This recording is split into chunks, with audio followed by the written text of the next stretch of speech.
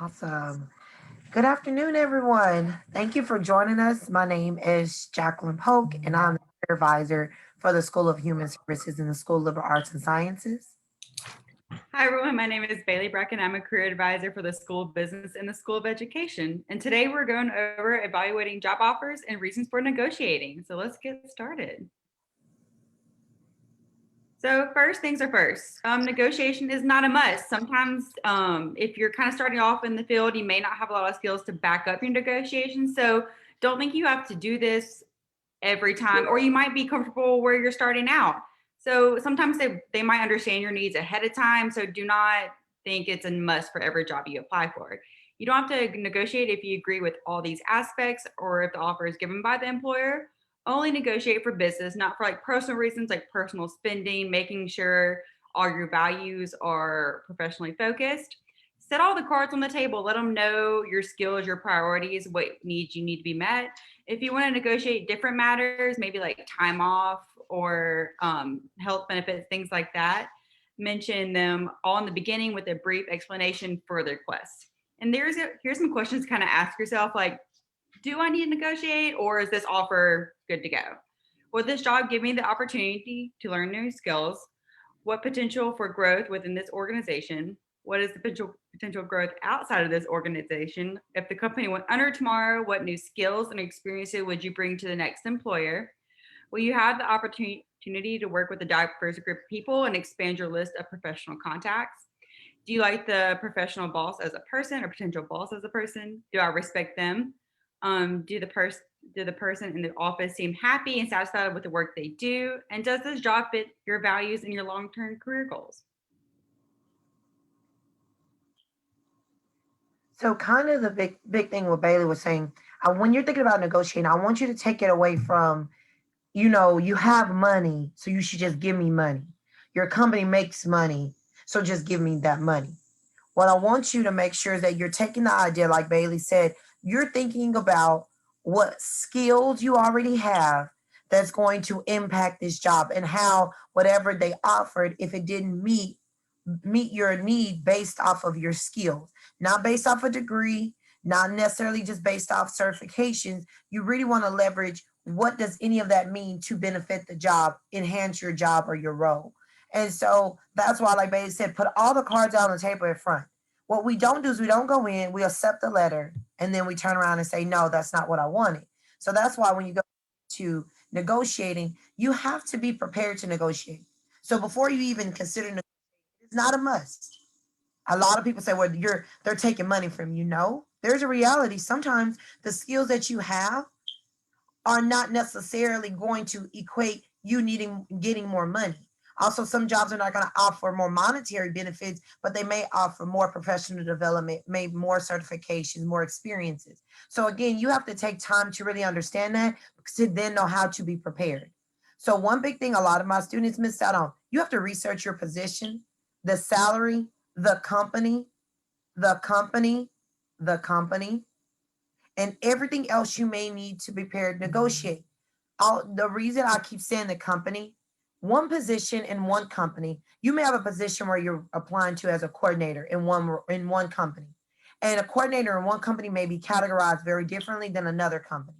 So this is where your job is to research a company. I'm not saying go on Google, type in the company, and say, okay, well, I see the company. You may want to look on onnetonline.org to see what the average range for those positions are. You want to look on Glassdoor.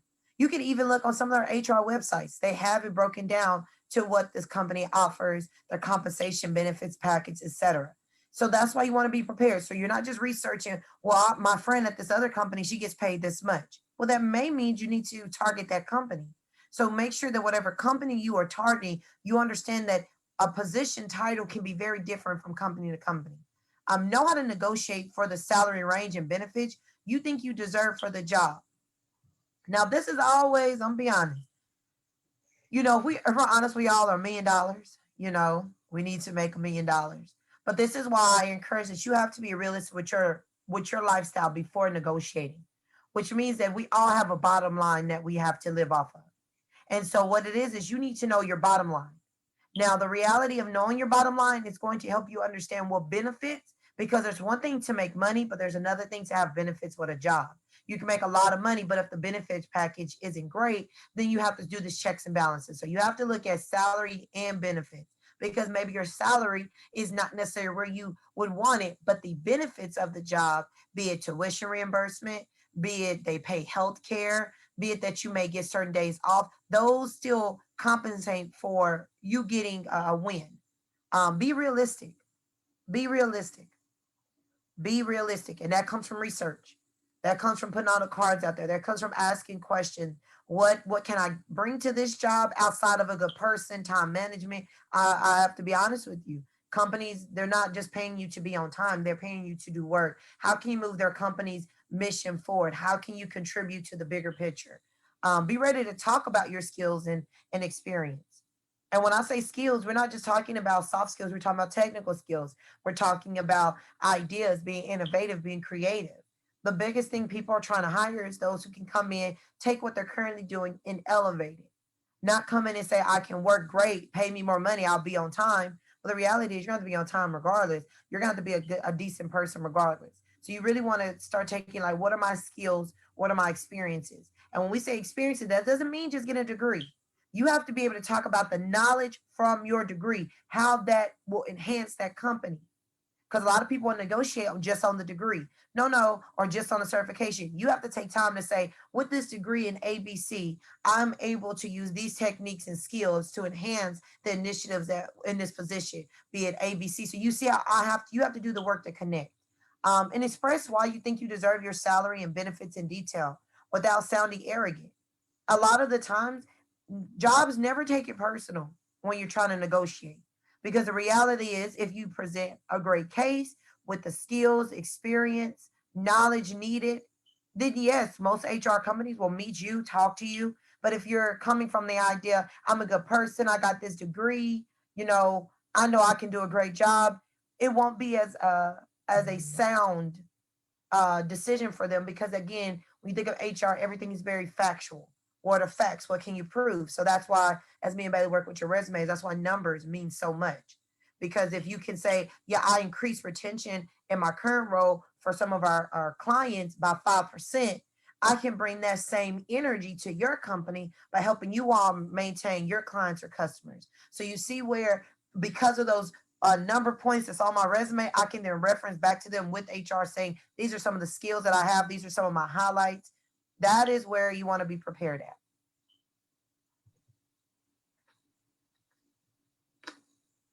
So now we have our facts and we're prepared. You have to go about it nicely. People are most likely to be nice and understanding if you are the same to them. It's kind of like that golden rule: be treat others how you want to be treated. So go be this nice. Like there's difference of kind of coming off rude versus having your information backed up with facts and like what you need, like your passions. So just making sure there's a clear fine line and you're being exact and precise, but also coming back politely. Understand that sometimes companies have budgets and they have to keep or lower the job. Less likely they're willing to negotiate that salary. So being aware of their understanding as well. Like Jackie said, go back and research that company. Every company has a different budget for different departments. So this goes back to think about where you're applying for if you have that bottom line, and what you're willing to take, what's your lowest, so that way you can be prepared and understand that is their situation as well. And always then express your enthusiasm to get the job offer. That's a really big deal. I mean, you got the job, so it's okay to celebrate and be a little excited, but also understand that if you have to negotiate, just express to them how this company stood out to you. You did your research and you applied for this job because you can bring this to the table. Is a great way to go about it, because if you do apply for that job, you should do your research on that company, kind of like what Jackie was saying earlier. So that way you can see if their values and missions in align. So that way you'll know it'd be a great fit and it'll be perfect.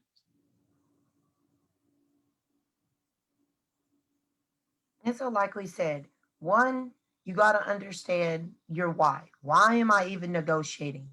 Then you have to prepare. So, once you understand what you're negotiating, you're preparing. And you have to be mindful of being courteous, being kind, being thankful or grateful, because at some point it is an honor to say somebody wants you for a position, but it's okay to say this position doesn't meet my need at the moment. But once again, I've heard this multiple times. Well, if I don't have money, I miss out on the money. So if I don't ask for money, I miss out on money. In the comments, I want a reaction. How many people have heard that before? Well, if I don't ask for money, I miss out on money. And some of you may not. I have a lot of students who say, well, I just should ask for money. And the one thing is being nice. Sometimes we have to be mindful of the growth that we can experience in a company. And the reason I say that is because maybe your position that you originally came in the company with, maybe their starting rate. Okay, haven't heard it. Okay, so I do have someone who has not heard it. A lot of my students tell me, well, they have money to give me. And I just need to ask for money. You don't want to take that approach. You want to, like the first one we said, you want to be mindful of your why, your what. What do you have to offer? How can it be applied? You're prepared, but then you also have to have a realistic range. Say, for instance, you enter at a certain margin, but you notice that position scale is this much. So then what you can do is you can have a real honest conversation with yourself, saying, okay, if I'm here, then maybe in 2 to 3 years, I'm going to leverage for this much of an increase. Or in this amount of time, I at least want to be able to have this exposures. I want to be able to have these opportunities. So again, when you look at compensation, we don't want to just look at money. We want to look at the benefits and professional growth opportunities. Because maybe the 2 or 3 years you spent in this role was not the money you wanted, but then you realize that you're able to grow professionally, certifications, experiences, networking, whatever that may be to help you forever those next roles are, regardless of the company or not. Now, a lot of people get very afraid. Now, the one big thing I tell my students, HR is not taking anything personal. A hiring manager is not taking anything personal. If you're anything like me when I first started in jobs, I just want to just give me the job. I'll work. I'm not gonna, it's money as long as you're paying me something. And again, that's not a bad way to think. But the reality is HR is not looking like, oh, how offensive for you to ask for more money. Or the hiring manager like, oh, how offensive. If anything, they expect it. So I want you to write down, they expect for you to negotiate. Most companies are very open. They're not afraid when you negotiate. They're going to come back at you. Some of them say, hey, this is our bottom line.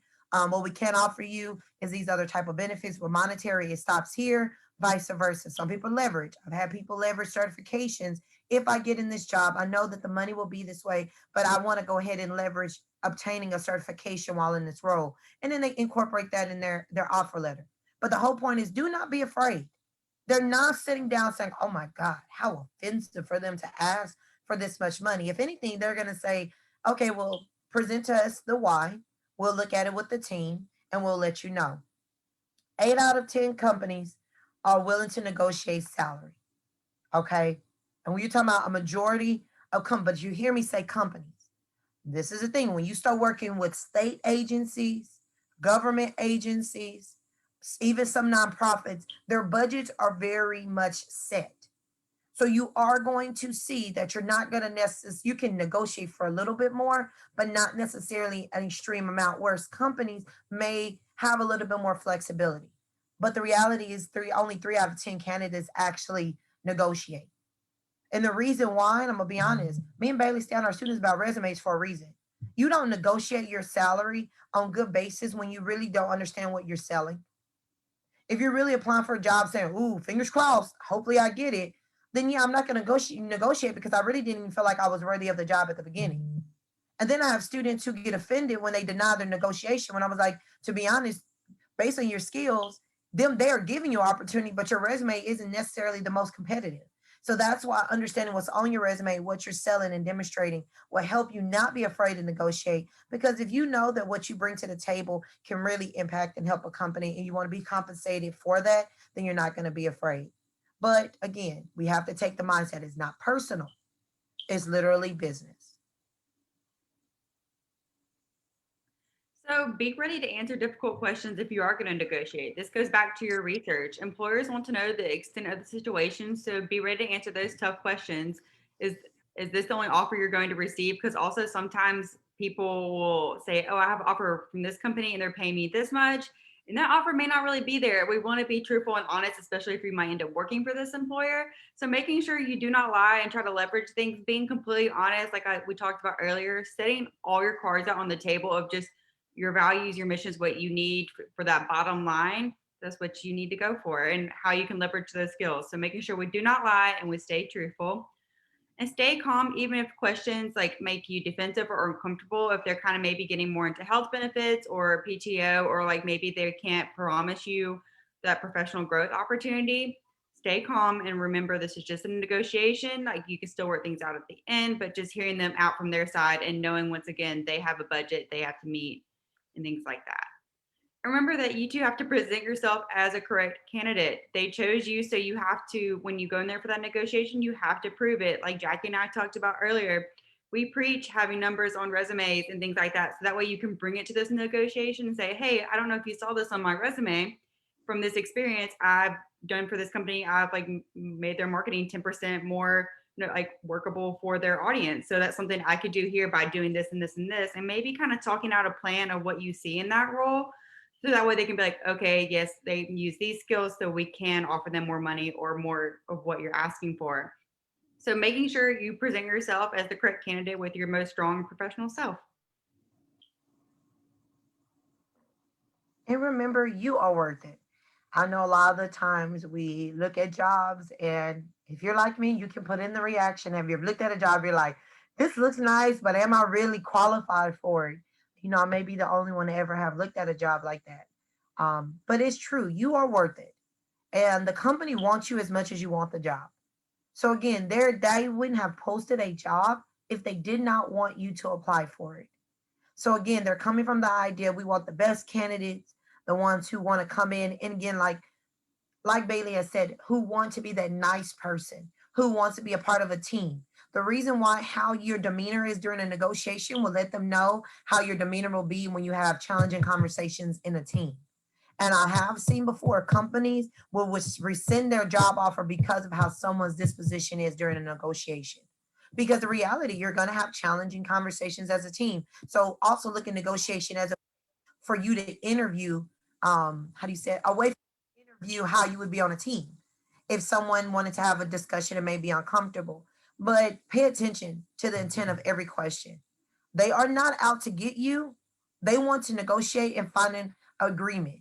So this is a lot of time my students like, well, they're trying to just make me say I accept. No, they're trying to make sure that you're able to present your case. So if anybody's ever been in an English course, if you've ever been on a debate team, this is a moment where you have to understand, again, going back to our very first point, your why, your how, your what. You have to understand what you are presenting to an employer. Outside, I'm a great person. I got a degree. I'm kind. Those are great qualities. But when we're saying negotiating, they won't stand up in a negotiation like, well, what other offers do you have? I know some people tell you to lie. The reason I say don't lie is because you will get offended. They say, well, those are the offers you may need to go with. Because right now the company and the style we're offering. So you don't want to put yourself in a position. It is okay if you have one, say, actually, I went to 2 other interviews. I am in the process of receiving offers, and across the board, this is what I'm asking. Though that is okay to talk about. But when they're asking the questions, they are not out to get you. They are not. Remember, this is a dialogue, it is a conversation, and in some ways, it can be like a debate. Well, you said you can do this, well, show it. You're asking for this much money, but individuals that have been here 5 or 6 years make that much money. So, what are you going to bring that's different that they've already doing? That means that you had to do research in the projects that the company is actually producing. So, you see where when you do negotiation, it goes back to that research. You have to understand what that position looks like in that company. Remind that you don't have to have a specialized skills perfect for a job. So I laugh. I tell my team on LinkedIn, I try to take the Excel assessment. I was like, I know how to do Excel. Well, clearly, according to LinkedIn, I am not that qualified in Excel, but was it still on my resume when I went into the interview for my current position? Most definitely. And can I use it? Yes. It's not perfect. Can I put some things in there, make it pretty? Most definitely. But is it perfect? No. So we don't want to go in that you have to be perfect, but it is good for exposure. Note, that's why I encourage my students. It's not about getting another degree. Maybe utilize a Udemy, Coursera, OwnNet, LinkedIn Learning, what YouTube, whatever you can do to learn about certain skills and job postings, because I may not have used them yet. I may not have 100 years of experience with them, but if I understand them and I can borderline like work with a software system, that is going to be also another thing you can leverage. And all the experience that you have obtained to get where you are at the moment is valuable. My very first job literally was a daycare. Moved to McDonald's, moved to a receptionist. And let me tell you, I didn't learn how to deal with people in my current role. I learned how to deal with people then. Little people, adults, in between. And so that's what I want you to know is that all experiences are worthy. They something. So make sure that you're having that mentality because when you are trying to leverage to negotiate, that's where you build your confidence. You don't build your confidence from, do I have a position just like this one before? Do I have this much education? Those are points that can help you, but you want to go back to the baseline is that all your experiences are valuable because you're valuable.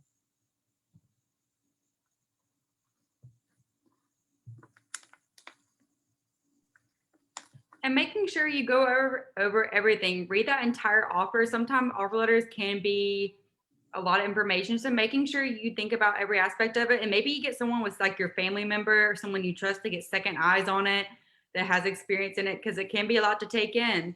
It's okay to ask for help sometimes. So just thinking about the whole picture. So here are some important areas to look at: salary, vacation time, flexible work time and setting, retirement plan, personal leave such as bereavement or maternity, travel or unpaid leave, bonuses, desirable office, technology or special equipment, training programs, job titles, stock options, starting dates, parking, and secretarial assistance. So these are just some examples. This may not be in your employment offer, but just knowing these are out there and what to look at with someone, or if you feel good about it and it checks all your lists, then you'll be good to go. But just making sure you read it with a fine eye and you will be good to go. Hey, quick question to ask. What are some of the benefits that you've heard of people negotiating and or receiving in a package that most people aren't aware of? So, one of the most interesting benefits I've seen in a package is currently is their work week. So I've had someone leverage. All we're coming back into work environments, and so one of my colleagues leveraged for a 3-day work week. They were like that's something that they would like. They didn't leverage for money. They said right now be based on how the pandemic and some of their life situations span out.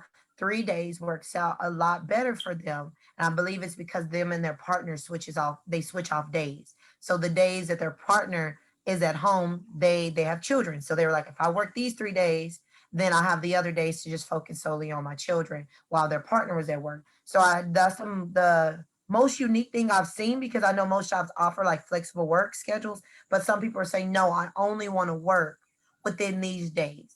And so that's something very new that I've seen. And also additional vacation time. So some jobs offer so many hours a month you can accrue, some do not. So I've seen people leverage PTO, so like paid time off, where it's like, hey, out of a month, I want, can we accrue 2 more hours? So I've seen that one. So those are my two most unique to me. I think the work one I think was very, very, very much tailored to the post pandemic. But I also think that that was a very unique offer, and they were awarded it.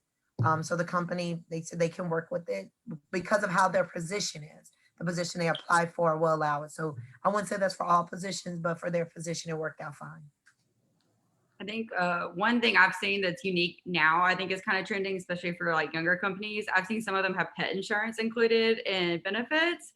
So if you're an animal person, maybe that's something to look out for. I have a few friends their work provided like have the options for pet insurance. So that's something that's kind of interesting that I didn't think companies would include, but there you go. Yeah. I think for me, one of the ones that I found was pretty interesting that seems to be gaining traction. Because, well, first off, I love both of you guys' examples, which is pretty cool and unique, and that I feel like they're on the rise.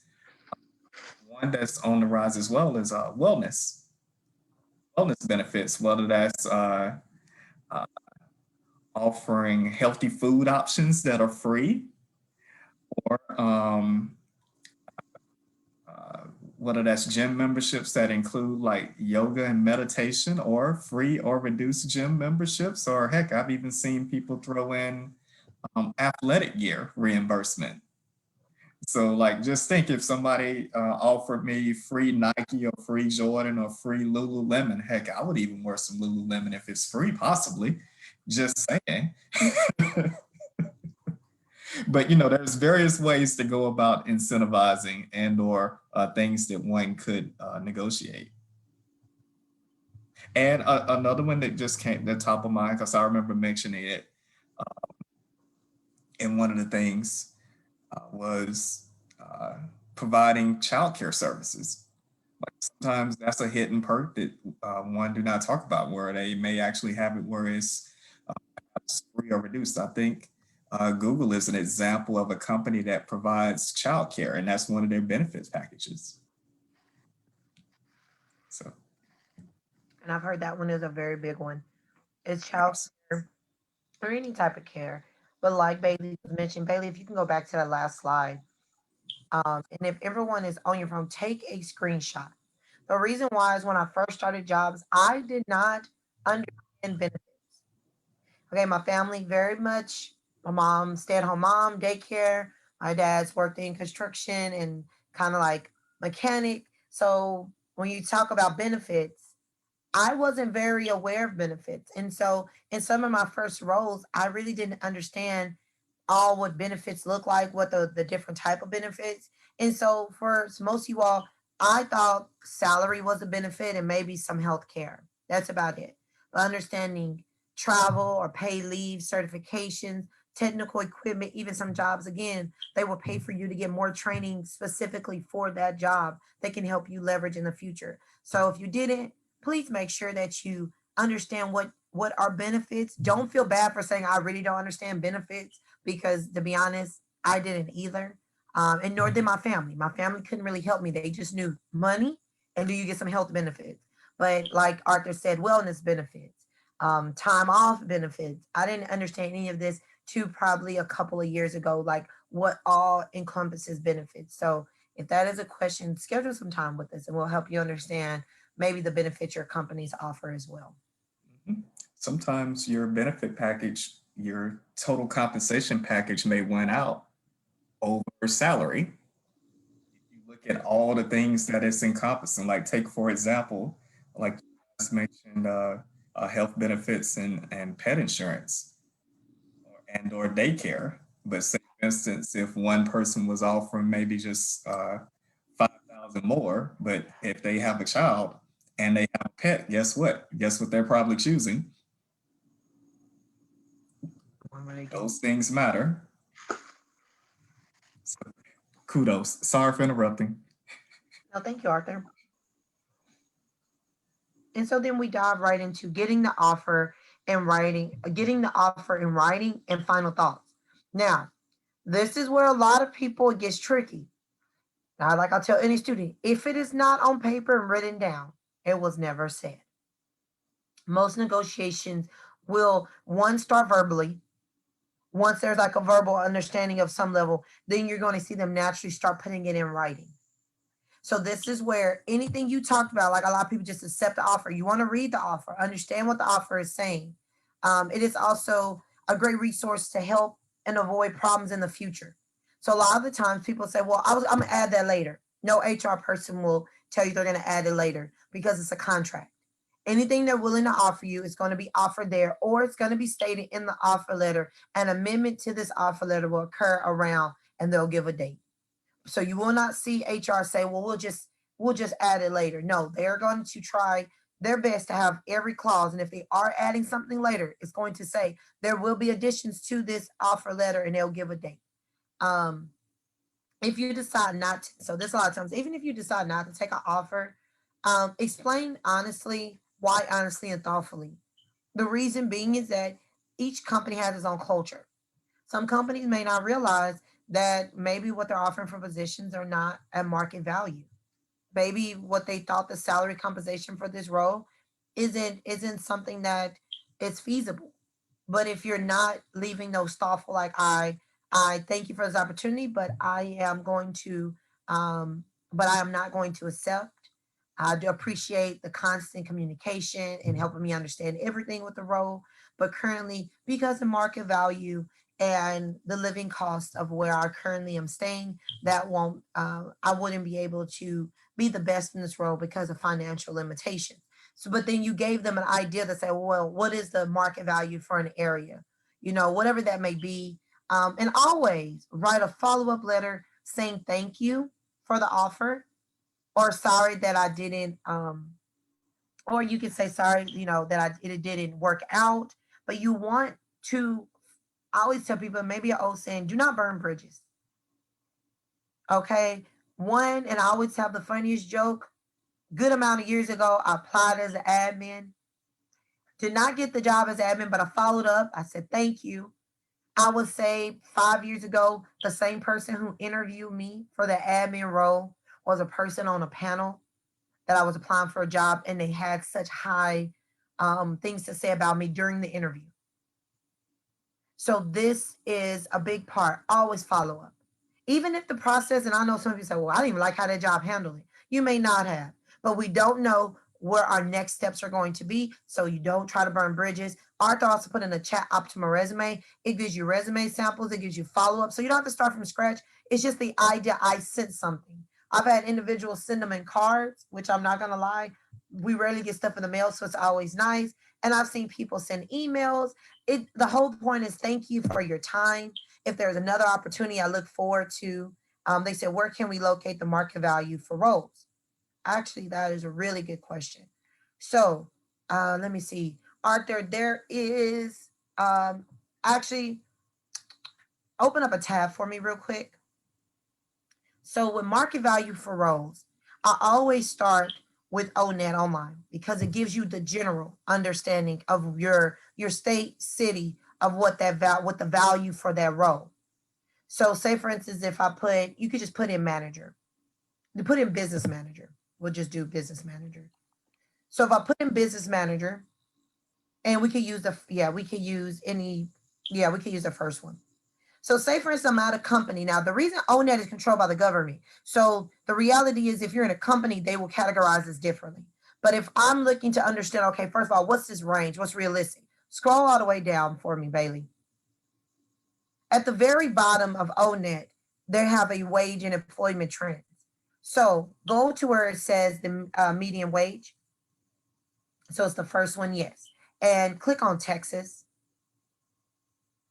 So this is across the board. So now the issue most people have had, if your company is not in Texas, you need to select where the company's state is located, because sometimes they have remote work. So for this position, the one part of it, if I'm looking, I want to be a business planner. So basically like a continuity planner.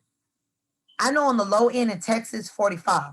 So right now, when any position I'm applying for shouldn't be under 45. But then on the high end in Texas, it's at 135. So I have my range. Now the sweet center is 78,940. Okay. So this is where, and then scroll down a little bit, Bailey. This is where right here where it says 10% of workers. So you'll see where it gives you the range. So ideally, you're not going to be in that 45 range, and you may not be in the 135, but you now have a range, because before you do market value, you have to understand what the range is for that state or the location. So now we know the state. Scroll down, Bailey, go to find Dallas. Now they break it down by state. So Dallas right now on the low end, we're looking at 49,930. But we're looking at the middle is between 60 to 80,000.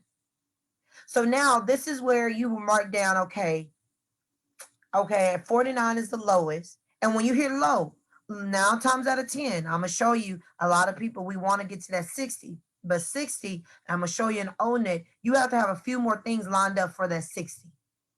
49,000 is no job experience. You don't really have a lot of the skills. You have some, but you may have potential. So that 49,000 is potential. So a lot of my students come in and you look at a job post, and if you're missing more than half of that, you're probably gonna be at the 49,000 range.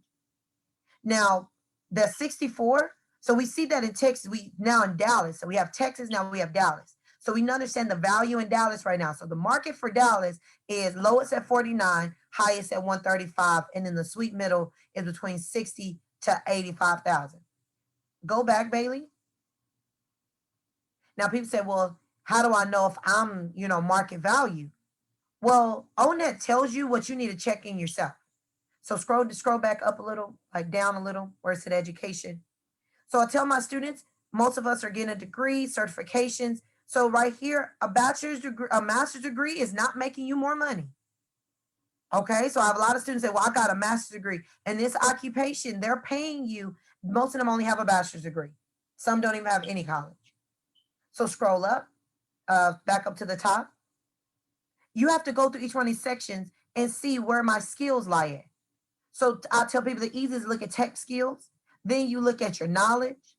Then you look at any other skills. So you have tech skills, you have power skills. So now how you find market value for a job is you went to ONET, you seen your state range, you seen your city range, you then how to be real with self. Do I really have a lot of these skills that are needed for this role? If I don't, then I know I'm on the lower end, or basically my negotiation is not going to be on the higher end. And if I do have a good majority of this, click on task real quick, Bailey. This is where a lot of students, I tell students, if you've ever had a job, regardless of what the title is, but you've done some of these things in your actual other jobs that may not have the title, this is how you also can negotiate. So if you're like, well, I don't have the job title, Jackie, but like I've done a lot of different things, we'll line them up to what the task of that type of job is. That's market value. So ONET is usually how I do market value because it's across the state and it's the most consistent and most updated. Now, Glassdoor does a good job at giving you like people's perspective and ranges. But when I talk about facts, that's the facts that I go to originally. Because again, if you know that you come with the education needed, you can look at the task, you've done these in other roles, you have the skills, you have the knowledge, then yes, I'm going to say leverage for at that 60, at that 70,000 in between. But if you know that you probably only have the degree, you very have minimum of the task, a couple of the tech skills, then you ideally in the market value, you're going to be on the lower end. And if you do have all the skills, all the technology nearly, then you're going to see that you're going to be leveraged on that higher end. So hopefully that kind of helped out how understand market value. That's where I started. There's other systems that you can use, but I think the ONET is usually the safest and quickest, and Arthur may have a few other ones as well. Thank you. Thank you. That was really good. I added in ONET and you mentioned Glassdoor. I added that in. Another resource that I found that is pretty helpful is Payscale, payscale.com.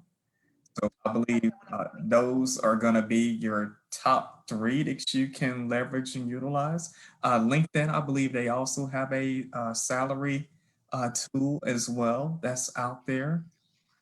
And then also too,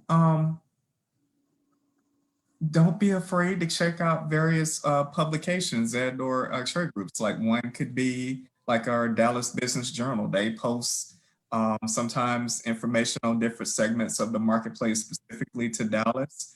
Another would be your SHRM. Sometimes has information as well from the HR standpoint. And I'm trying to think, are there any other? But I think we do have a question. Oh, here's a question for you guys. And I'm going to see if I can go back and read it. My screen is so small. I can read it. Okay, go for it.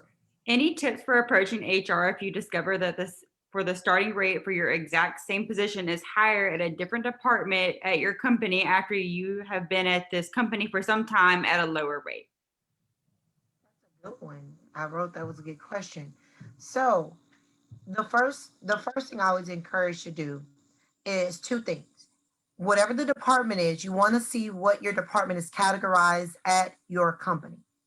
So example, I'll use higher ed. So you may have one department that is very grant based. You may have another department that is very student services based. You may have another one that's institutional kind of based. So you'll start looking at how they're categorized. And your HR can help you with this too. So these are job title categories. And what's going to happen is that in these job title categories, you can start seeing where things like fall at. Like what's your title fall at? It'll give you a range. But once again, you have to make basically do a little background on it before you talk to HR. But the best tip to talk to HR is I would say just schedule a meeting asking that you want, I want to have a quick little meeting about my job and how it's categorized. What is my category that it falls in? What is my pay range? These are all, and again, if you're a federal, like if you work for the government, you work for the state, you work for a school district, this information is going to be public. Nonprofits, it will be usually public. Businesses, it can be a little different. But I say the first step to asking is making sure that you can get all the information about how your position is categorized and your department is categorized. Because, and Arthur maybe can speak to this a little bit more than me, but I know that different departments and different companies can be categorized differently, which means some years their budgets go up, some go down, some come in with different focuses. So Arthur, I know that you've been around a little longer than me with working with job categories. So is that about the range? I'm thinking that from my knowledge, that's usually how I approach it. It's just understanding what my job title, category, department is kind of housed under. Absolutely. It's going to be the certain different factors are going to dictate range across the board. Like, yeah, and I love the example that you used because that's what happened pretty much for me. I was working in higher ed originally in a state, and because of the financial stability of the state, even if I had a good performance review, I would not get a raise unless it was dictated by the governor because of the money not being in the pot and or the money going for other various things at the time versus moving to another state. That was the case. So it could be external factors, internal factors that can dictate a salary range from an HR standpoint. And I'll always encourage even having the conversation with whoever your immediate director is as well. Just asking and literally just asking questions like, how is our department categorized? Are we are grant based limited? Are we are service based limited? Is this an institutional thing? And I think that the more information you get, then when you have those questions that don't align, because if the department is very mirrored like yours, then that question with HR will look different. Well, is there certain things, and then that's when you go and leverage. So if your department that you're kind of cross referencing are the same, then that's when you have opportunity. Again, I always say start with supervisors. They are not comfortable conversations, but I always know that it's a great way to build working relationships when you can have these conversations first with your direct supervisors. And then if they're not able to provide some clarity, then I know HR would jump right in and grab some of those too. So that's always my first go-to. But once if you see that you're then the same, your departments are categorized the same, and that these positions are very similar and the same, then what you want to do is take time to write down in your position what you've done, the value you've brought, and then things that make you unique to that role.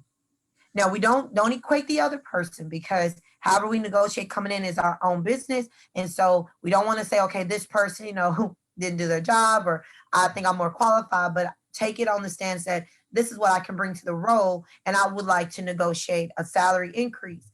Now, salary increases sometimes are done annually. So if you are in a job that has fiscal years, be mindful that salaries typically happen within fiscal years, not necessarily mid, unless it's companies. But I've seen a lot of jobs that are state, again, going from the state, your government jobs, your nonprofits usually work on fiscal years.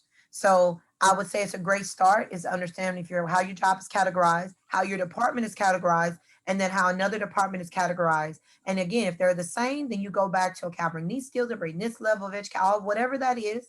And then I would say have that conversation with director.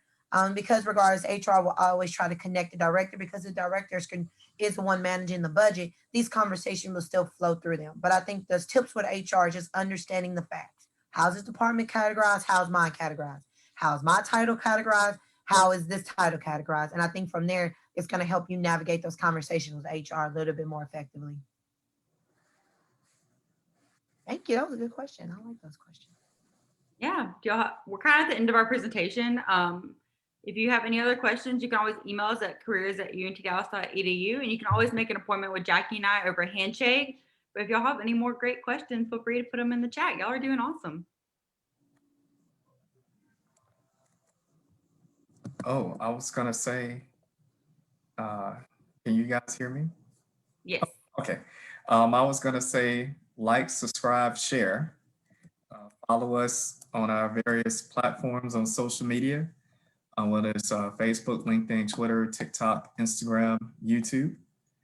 And also too, before you guys leave, please take our survey. We love feedback, and we take your feedback and we use it for guiding our programming for the fall semester, because we're gearing up to bring you guys some really great knowledge-based workshops and webinars. So we look forward to partnering with you guys in the not so distant future. And also to continue to check us out. We have a few more workshops for the summer as well. We just know that we're here for you guys in this virtual environment, and we're going to be having the opportunity to meet with you guys in person come August 2nd, which is right around the corner. So you guys will be able to see us face to face if you would like. So, but we want to make sure that we're mindful of you guys and remember to stay safe during this time as well. Oh, and thank you so much for the compliments. Thank you.